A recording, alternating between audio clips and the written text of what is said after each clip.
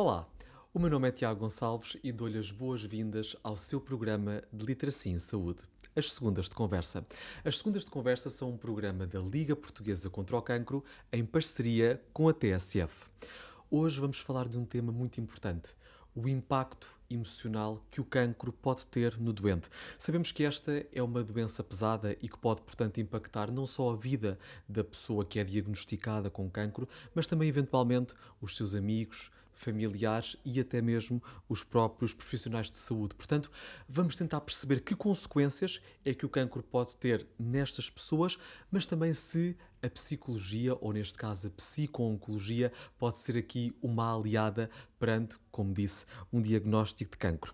É então isso que vamos perceber com a nossa convidada de hoje, que já está então aqui comigo, a doutora Maria de Jesus Moura, diretora da Unidade de Psicologia no IPO de Lisboa. Boa Maria, tarde. seja muito bem-vinda e Obrigada muito pelo obrigada. convite. Obrigado nós por Obrigada. aceitar estar então aqui nas segundas de conversa. E vou aqui começar por lhe perguntar se um diagnóstico de cancro pode ter impacto na saúde emocional da pessoa. Em primeiro lugar, o diagnóstico de cancro tem sempre um impacto no estado emocional da pessoa, independentemente da estrutura de pessoa, do seu sistema familiar, dos recursos e apoio que tem, há sempre um momento com um impacto significativo, porque estamos a falar de uma doença crónica, complexa, que traz imensos desafios e, portanto, há logo um primeiro momento que tem a ver sobretudo com o impacto, não é? E esse impacto que vai gerar mudanças, a pessoa vai ter que lidar com um conjunto de perdas e alterações do seu dia a dia e, portanto, naturalmente, vai ter um impacto emocional. Depois, como se vai adaptar a estes Já é outra desafios, história, não é? já é aqui a questão dos desafios de adaptação. Uhum. Mas todas as pessoas que recebem um diagnóstico de uma doença oncológica naturalmente se sentem mais impactadas do ponto de vista emocional. Acha que a palavra aqui também tem algum impacto quando a pessoa ouve o termo cancro, logo isso já acaba por provocar aqui um certo Si choque, digamos assim? Sim, claro que sim. Eu julgo que ao longo dos anos tem havido muitos progressos na medicina, julgo não, tenho a Tem certeza. mesmo, não é? Há muitos progressos na medicina, mas o que eu queria dizer sobretudo é que julgo que todos temos feito um papel muito importante na sociedade e até destas conversas, não é?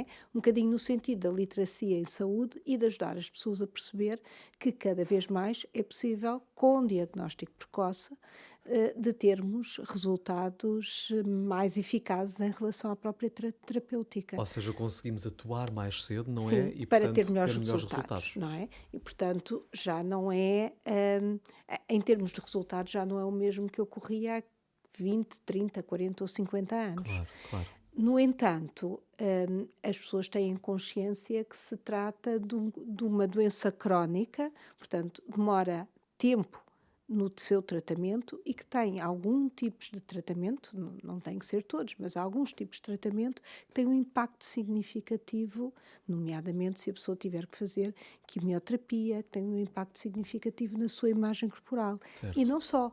Não é? Portanto, na imagem corporal, que é aquele quando nós pensamos do ponto de vista emocional, reconhecemos de uma forma inicial esse impacto, Uhum. mas depois também tem no sentido dos efeitos secundários dos próprios tratamentos, na indisposição, nas náuseas e vômitos, na Claro, há aqui fadiga. um conjunto Há de um situações. conjunto de alterações físicas que, sobretudo, têm um nível de resposta até do ponto de vista emocional, porque se a Com pessoa não certeza, está bem claro. fisicamente, também não Também consegue vai estar ter. bem Claro, do ponto claro, de faz vista todo o sentido. emocional. Sente que ainda existe, de algum modo, alguma resistência para recebermos apoio psicológico? Faço-lhe esta pergunta porque existia aquela crença antiga de que os psicólogos são para os maluquinhos, dizia-se anteriormente, algo que não podia estar mais errado, e por isso pergunto-lhe se a este nível também conseguimos evoluir. Ou seja, se hoje em dia há menos resistência para recebermos este tipo de apoio. Sim, evoluímos bastante, não é? Ótimo, Há ótimo, muitos ótimo. anos as pessoas tinham ideias pré-concebidas em relação à intervenção da Claro. psicologia, Muito do trabalho feito da psicologia na saúde vem, sobretudo, chamar a atenção de intervenções com pessoas saudáveis que têm um acontecimento de vida impactante e que necessitam de apoio nesse momento. E, portanto, uma grande parte das pessoas já tem esta consciência da necessidade de intervenção psicológica no percurso da doença. Ou seja, Ou até mesmo fora dela, sim, não é? que era isso que eu lhe ia explicar, que Muito é, bem. de algum modo, claro que há um conjunto de pessoas que assim que recebem o diagnóstico querem este apoio, porque falávamos há pouco, porque a pessoa é demasiado impactante, a pessoa está em choque, hum, e sente que pode não estar está assoberbada com Tanta tantas questões, informação para tanta processar, informação, não com é? tantas coisas que estão a acontecer ao mesmo tempo, gerir a informação para si próprio, com a sua família, se houver menores, na sua vida profissional ou académica, não é? Portanto, Uhum. perante estes desafios todos, a pessoa pode sentir efetivamente que não está a conseguir gerir tudo ao mesmo E tempo que, portanto, precisa de um e apoio. que quer ter algumas ferramentas, não é? Muitas delas nesta fase inicial até mais associadas a algumas estratégias de adaptação à doença para ter ferramentas eficazes para lidar com isto. Outras pessoas não têm logo essa necessidade nesta fase inicial. E, portanto, solicitam apoio mais tarde, não é? Posteriormente, não Claro. é? Diga-me uma coisa, para salvaguardar a saúde emocional do doente, existem aqui determinadas abordagens recomendadas quando tem que se entregar, quando tem que se comunicar um diagnóstico de cancro?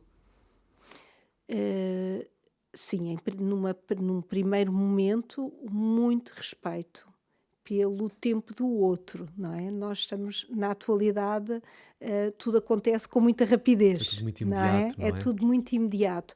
E muitas vezes temos um bocadinho esta ideia, até do ponto de vista social, que as pessoas receberam uma informação que é difícil. É quase como se tivessem alguma tolerância para lidar com os primeiros dias desse impacto, mas depois, a uma dada altura, já está tudo à espera que a pessoa faça os seus movimentos de adaptação rapidamente. E que não tem Mas que ser assim. não tem que ser assim, não é? E de facto, as pessoas precisam de tempo para integrar a informação. E nessa medida, cabe também aos profissionais de saúde, obviamente que têm que transmitir a informação, têm que comunicar um diagnóstico, mas também precisam de o adaptar às necessidades da pessoa. Quer isto dizer que eu não comunico um mesmo diagnóstico, vamos supor, de um mesmo tipo de cancro, da mesma forma a duas pessoas? Claro, claro. E há formação, ou seja, os médicos recebem este tipo de formação para saberem veicular os diagnósticos? Sim, numa grande parte até da formação, sobretudo dos oncologistas, já Uhum. têm formação específica sobre como comunicar. Os programas de formação são sobretudo como comunicar mais notícias, mas na prática é muito mais do que isso, não é? Que implica aprender também a perceber não só o que é que se tem que dizer à pessoa, o que é que a pessoa precisa de saber, mas também a reconhecer qual é o impacto emocional que isto tem junto de cada uma das pessoas e perceber que podem existir emoções distintas com necessidades também distintas dessa mesma informação. Eu vou ser mais clara, ou seja, se tiver alguém que de facto está muito assustado, tem muito medo, acaba por ser a emoção primária mais dominante neste processo, a pessoa, sobretudo, precisa de mais informação. Não é? Temos que complementar aquilo que dissemos, não é? Exatamente. Ou complementar, ou até arranjar, ter um esquema que explique melhor, ter Para folhetos detalhar, claro. informativos para detalhar essa informação. Se for, por exemplo, uma pessoa que fica, em vez de ter mais medo, que regra geral as pessoas têm, mas que sobretudo está mais triste, não é? Precisa de mais apoio, de ser mais compreendida naquilo que está a viver, de se indagar mais sobre como é que está a viver isto, qual o impacto que isto está a ter na sua Ou vida. seja, o oncologista vai ter sempre que se adaptar ao estado emocional da pessoa que Sim, encontra. sim. O que muitas vezes não é fácil no dia a dia da prática clínica, pois não? Eu julgo, se me pergunta no sentido em que é tudo muito mais É rápido, isso, e com a quantidade de tarefas, não é? sim, A que sim, temos que isso é dar verdade, resposta. mas eu julgo que também há um cuidado especial, da parte dos oncologistas, Claro. de, sobretudo, estas primeiras conversas, que também são da construção de uma relação, das pessoas se conhecerem, de poder ir explicando o que é que vai acontecendo e das pessoas irem aí ao encontro das necessidades do outro e, Uhum. portanto, isso naturalmente está na agenda como sendo consultas que vão demorar mais tempo. A creche, que além do oncologista, nós também vamos ter nas equipas multidisciplinares, vamos ter enfermeiros. E os enfermeiros também são profissionais de saúde com alta Sensibilidade, não é? sensibilidade e desenvolvimento e formação nas áreas da comunicação. E, portanto, de algum modo, também vão complementar O e papel entre, do sim, oncologista. e no trabalho de equipa vão complementar aqui um bocadinho no reconhecer que necessidades emocionais são estas e como é que eles podem dar algum tipo de suporte. Uhum, sem Não é? dúvida. Vamos agora então supor que há efetivamente um diagnóstico de cancro. Qual o papel que a psico-oncologia pode ter durante o tratamento? Portanto, na jornada do doente oncológico, onde é que a psico-oncologia intervém e a que níveis? Como é que ela intervém? Pode intervir em diversas etapas. Uhum. Na primeira já falámos, sobretudo O neste diagnóstico, momento não é? de diagnóstico, de maior impacto para algumas das pessoas, mas para outras pessoas até pode ser efetivamente no início dos tratamentos, não é? Porque há um conjunto de receios, as pessoas ficam mais ansiosas, não é? E a um determinado momento, com toda a sintomatologia física do que está a acontecer, se bem que as pessoas sabem, por exemplo, quando fazem quimioterapia, sabem que vão ter um conjunto de efeitos secundários da quimioterapia, que também não têm a mesma resposta em cada uma das Claro, pessoas, varia não é? sempre do utente para o utente. Mas quando as pessoas sabem isto, sabem que vão ter um conjunto de alterações, não é? Podem ter vómitos, podem ter diarreia, podem ter febre. A boca Agora, seca também. exatamente, agora, entre outras, mas ninguém lhes diz exatamente quanto de, certo? Não Certo. sei se me faço Claro que entender. sim, claro que E sim. isso traz bastante ansiedade, não é? E a psico-oncologia pode ajudar a Nesse minimizar. ajustamento de perceber o que é de facto a ansiedade relacionada com os desafios de adaptação, ou aqui uma ansiedade que é um bocadinho mais a resposta de como é que eu estou a lidar com o corpo que está a falar tanto neste momento, Uhum. não é? Podemos então dizer também que a psicologia a este nível influencia a resposta ao tratamento. Ou seja, uma pessoa se calhar com um estado emocional mais saudável tende a responder melhor à terapia que está a ser instituída? Sim, e eu já volto a essa questão, Muito bem, vamos então dar aqui vou um já passo aqui atrás. dar, não é bem um passo atrás, mas sobretudo explicar algo que é bastante importante e que nós sabemos. A forma como as pessoas lidam com a doença no momento do diagnóstico e no início da terapêutica é determinante para a forma como se lida no percurso da doença. A investigação já nos diz isto. Portanto, está-nos a chamar a Muito atenção interessante, que se nos adaptamos bem, nós e a família, é um bocadinho uma linha condutora com muitos altos e baixos que possa ter no naturalmente. processo, mas que é uma linha de condutora em termos de adaptação e de estratégias adaptativas para lidar com o processo.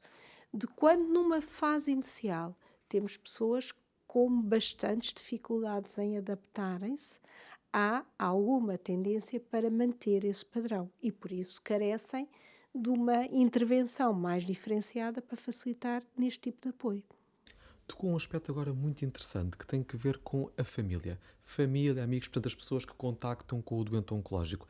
Também para estas pessoas devemos olhar de forma especial, quando digo especial é de forma mais atenta, porque calculo que também para a família seja emocionalmente muito pesado lidar, claro, há vários tipos de cancro, mas lidar com um diagnóstico de cancro. Também temos atenção a isto durante a jornada Sim, do doente? sim, temos. A que nível? A, a Sociedade Internacional de Psico-Oncologia, na década de 80, 90, vem-nos dizer que a família é um paciente de segunda ordem.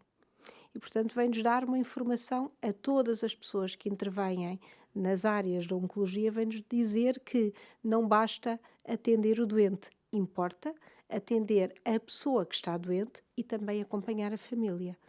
Nem todas as famílias necessitam de intervenção diferenciada da Ou querem, psico-oncologia, às vezes há quem ou não queira. querem, mas a maioria das famílias necessita de apoio e, portanto, as equipas multidisciplinares, os médicos e os enfermeiros, no envolvimento que vão fazer junto da família, também dão suporte nestas linhas de intervenção, não Uhum. é? Que estratégias é que o doente oncológico, estava agora a pensar, pode adotar para a promoção da sua saúde emocional, do seu estado mental? Ou seja, vamos supor que quem nos está, dos nossos ouvintes foi infelizmente diagnosticado com cancro. Que estratégia é que lhe podemos passar para ahm, a promoção de um estado emocional e mental mais positivo, mais saudável? Bom, se calhar temos várias estratégias, também vão Calculo que sim. depender do tipo de pessoas, mas eu diria, numa primeira linha, diria tentar fazer a vida o mais normal possível. Ou seja, reconhecer que há doença, e isso é importantíssimo para a adesão à terapêutica, que era aquele ponto que há pouco me estava a indagar Uhum. sobre se ajudava ou não. Claro que sim, porque a pessoa, aceitando melhor aquilo que está a acontecer, reconhece as necessidades do tratamento e se vincula a esse processo, Portanto, não é? aceita aquilo que lhe foi transmitido e tende a Exatamente. aderir mais rapidamente à terapêutica. Exatamente, Muito não bem. é? E, portanto, nós sabemos também, a literatura diz-nos isto, que existem alguns fatores de risco para a não adesão à terapêutica. Um deles, a questão da depressão, outros, a questão também de falta de suporte e de diferenciação e de reconhecimento do que é que está de facto a acontecer com a própria pessoa. Por isso, todo o trabalho que é feito em literacia é fundamental para desmistificar aqui algumas questões relacionadas com a adesão à terapêutica. Muito bem. Portanto, um papel importante à adesão e depois este reconhecimento que a pessoa é muito mais do que uma pessoa com uma doença oncológica. Tem uma história de vida, tem passado, presente e projetos futuros. E que deve encará-los dessa forma. Claro, portanto, adaptados, não é? Tem que se fazer este Naturalmente. exercício. Eu tenho falado aqui muito de adaptação, eu acho que é o maior desafio que temos neste processo. Portanto, adaptados a uma nova realidade. A pessoa não pode querer manter a sua realidade exatamente igual. Claro que no início há um bocadinho de tendência para isto, sobretudo nas pessoas mais jovens, não é? Quase que para fugir também um bocadinho, não é? Ou fazer de conta que não está Sim, eu ali. diria, não sei se é só para fugir, mas de facto a pessoa tem uma realidade da qual está habituada a viver com aquela realidade no cotidiano e de repente fazer assim um corte é bastante duro e, portanto, a pessoa vai tentando Uhum. manter esse funcionamento no dia a dia. Claro Certo. que no dia a dia também vai percebendo que vai tendo algumas limitações e importa aceitar essas mesmas limitações para que a pessoa não fique frustrada, senão Claro. temos um outro problema, que é alguém que quer fazer muito e quer continuar a ser Mas que na capaz, verdade não pode, porque mas que tem na aqui verdade um. não está a conseguir e, portanto, estamos a aumentar a frustração, não é esse o objetivo. E, portanto, o objetivo desta mesma adaptação é à realidade daquilo que está a acontecer no dia a dia e no aqui e agora, que é sobretudo aquilo que a pessoa está a aprender a fazer. E porquê é que está a aprender? Porque esta situação de vida não é uma situação do cotidiano. Não é? E eu digo isto imensas vezes aos pacientes, na maior parte das vezes nós não precisamos de viver tudo na vida para nos conseguirmos ligar ou E impactar, identificar de algum não é? modo. Com coisas que acontecem a outras pessoas, na esfera do cotidiano. Não é? Quando nós falamos desta dimensão, estamos a falar de outro tipo de impacto, Sem onde dúvida. os recursos que vamos necessitar não são os recursos do cotidiano. Por Quase que não exemplo, somos ensinados para isso, e não é? exatamente. E, portanto, e também estamos menos expostos, infelizmente, a Felizmente. situações deste tipo no cotidiano. Portanto, tem que haver um processo de aprendizagem.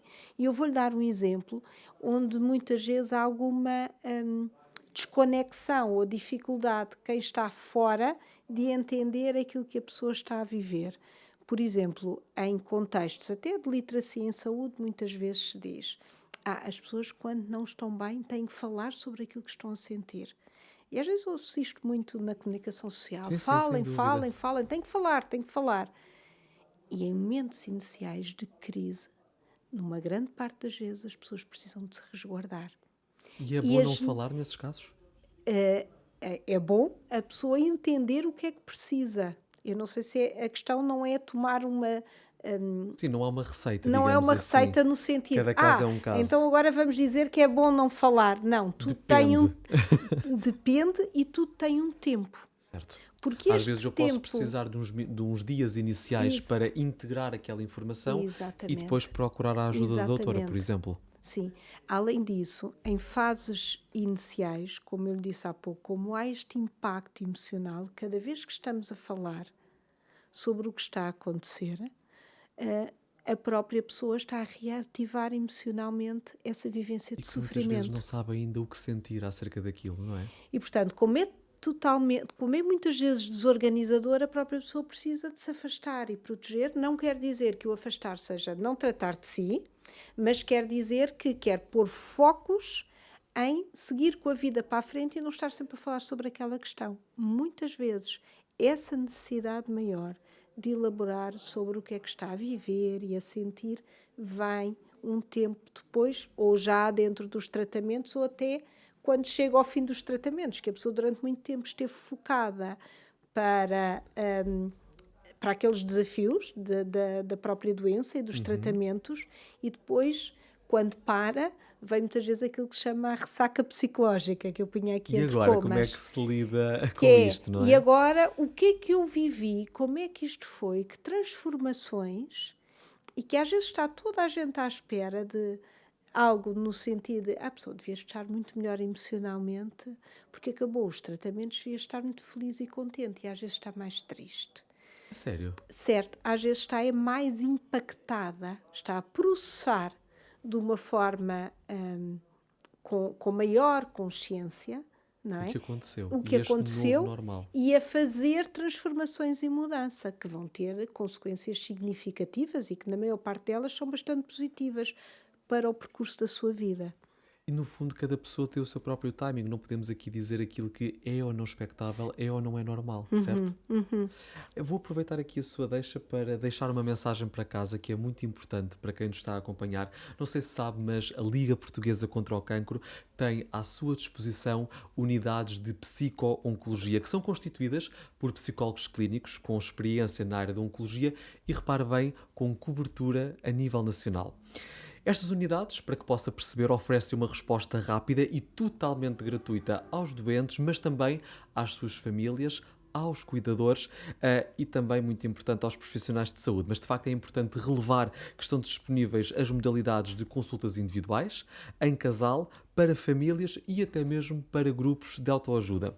Esta marcação de consulta pode ser solicitada ou pelo próprio doente ou então pelos familiares ou até mesmo médico assistente, sendo que existe uma linha que é disponibilizada pela Liga Portuguesa contra o Cancro e que pode desde já utilizar, que é a linha Cancro, cujo número vou passar a dizer 808 255 255. Já sabe, cuide de si e para isso conte connosco.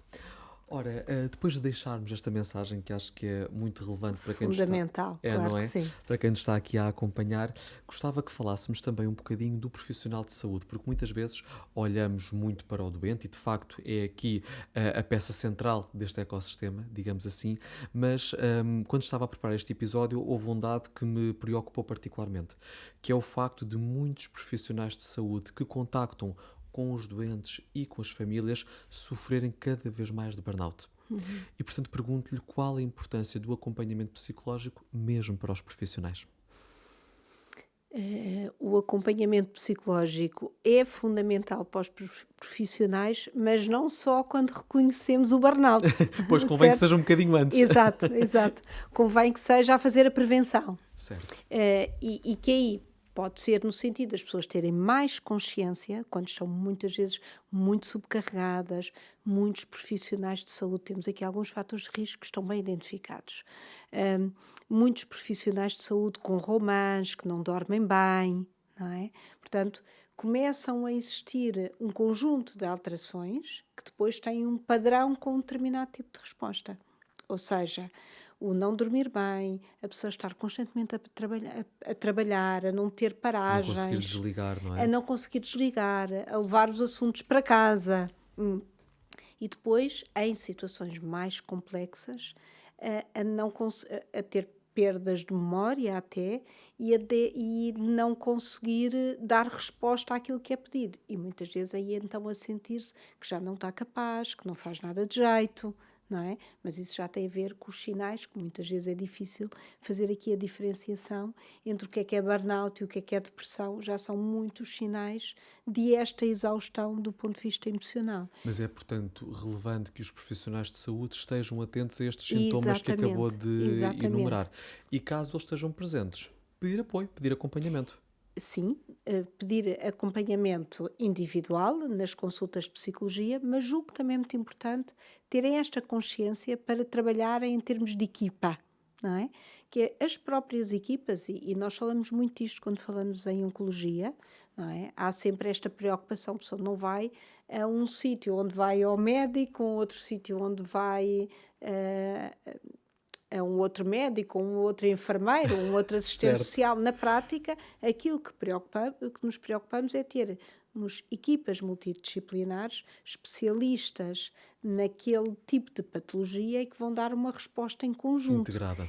E aqui, nessa resposta integrada, não só o utente, também deve existir uma resposta integrada dentro da própria equipa.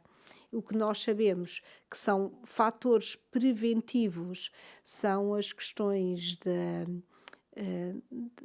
uma comunicação mais. Que até pode ser uma comunicação informal, mas com maior. Facilita. Facilita, com uma maior ligação entre os pares e este reconhecimento de quando há algumas pessoas que carecem de um determinado tipo de apoio, que a própria equipa está lá para os ouvir. Uhum. Às vezes, numa primeira linha, as pessoas precisam de ser ouvidas em dificuldades que estão a viver ou sentir e que muitas vezes têm a ideia que aquilo que estão a viver ou sentir que só se está a É passar com único. elas. E que não é Exato. verdade E muitas que não é vezes. verdade. Numa situação em que, vamos supor, temos uma determinada família em que um dos elementos foi diagnosticado com cancro e quem está à volta desta pessoa percebe que ela precisa de apoio psicológico, mas o próprio recusa-se a receber esse tipo de apoio. Qual é que é a postura que nós devemos ter enquanto pessoas que contactamos, numa situação hipotética, claro, com um doente com cancro, para ajudá-lo? O que é que devemos fazer? Muitas vezes as famílias vêm diretamente com a conversa de precisas de apoio psicológico. E isso muitas vezes Não ajuda? não ajuda, ou a pessoa não sente, é um bocadinho, não se sente totalmente validada nessa necessidade. Ou seja, há um reconhecimento que não está bem, mas às vezes a pessoa está tão vulnerável que aquilo que vai sentir mesmo é: lá me estou a dizer que eu não estou bem, como se o Está a problema fosse só validar, comigo. Isso. exatamente. Agora, muitas vezes o que se pode fazer é, juntamente com a pessoa, dizendo-lhe: claro que tens recursos, não é? Que Que têm estão sido à tua eficazes disposição. e recursos que estão à tua disposição e que até pode ser, muitas destas intervenções não têm não são processos de intervenção psicoterapêutica, são intervenções em psico-oncologia, portanto pode ser num conjunto de sessões, em Até meia mesmo com dúzia de outras pessoas, sessões, não é? sim, pode ser com outras pessoas, mas até pode ser com meia dúzia de sessões onde a pessoa vai trabalhar só uma determinada área, pode não querer estar a trabalhar sobre determinadas questões em Está tudo bem. simultâneo, não é? E que está tudo bem. E que a pessoa pode ir pedir essa ajuda nesse sentido. Por exemplo, podem existir pais de crianças menores que a maior dificuldade possa ser de estar a sentirem-se em exaustão, porque não estão tão disponíveis para acompanhar os filhos Como achavam que nos deveriam. programas do dia a dia e como tinham imaginado que ia acontecer no decurso da sua vida.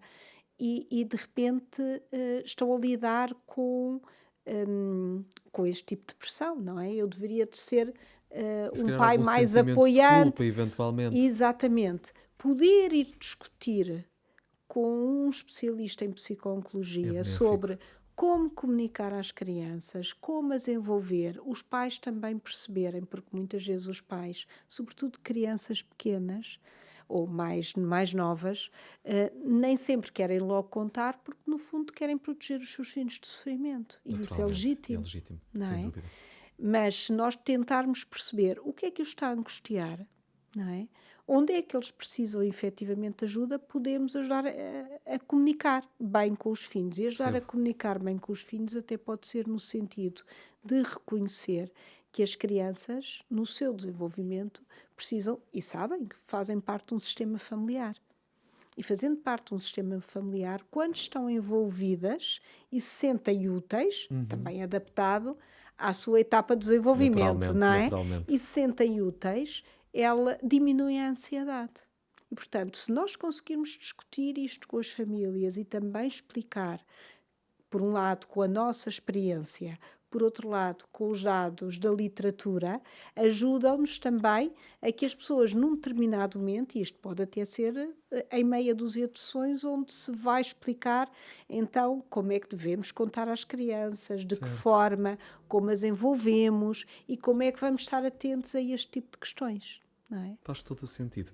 Tenho uma última pergunta e que confesso-lhe, dei por mim a pensar nisto quando fazia a preparação desta nossa conversa, que é, nós sabemos que os regimes terapêuticos associados ao cancro muitas vezes têm diversos efeitos secundários, falámos há bocadinho de alguns, mas pode haver determinados cancros, por exemplo, o cancro da próstata, o cancro da mama, que interfiram até de algum modo com a autoestima da pessoa, por exemplo, até mesmo a nível sexual, no caso do cancro da próstata, ou até mesmo, de facto, no cancro da mulher, que pode afetar a forma como a mulher se vê a ela própria.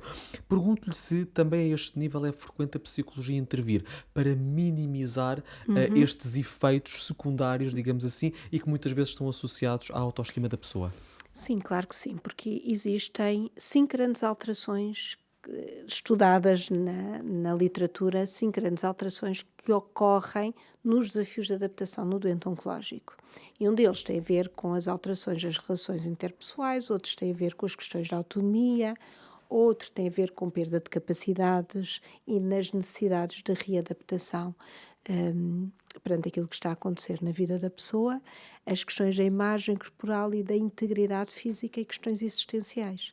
Portanto, naturalmente, nós reconhecemos que, independentemente da etapa do desenvolvimento da pessoa, ou seja, nós podemos ter pessoas doentes desde crianças até os idosos e as necessidades que nós temos na nossa Variam. vida são distintas, mas mesmo com necessidades distintas, estas são as alterações comuns que se representam de uma forma distinta em cada uma destas etapas do desenvolvimento. E, portanto, naturalmente faz parte da nossa agenda trabalhar as questões da sexualidade, da intimidade, e a primeira questão a ser trabalhada dentro na sexualidade é sobretudo da proximidade na relação com o outro, não Uhum, é? claro. Porque muitas vezes o que vai acontecer é, pelo mesmo mecanismo que lhe falava há pouco da comunicação com os menores, as pessoas aquilo que tentam fazer quando estão a lidar com uma maior exaustão emocional, reconhecem que o estão a lidar com aquele impacto,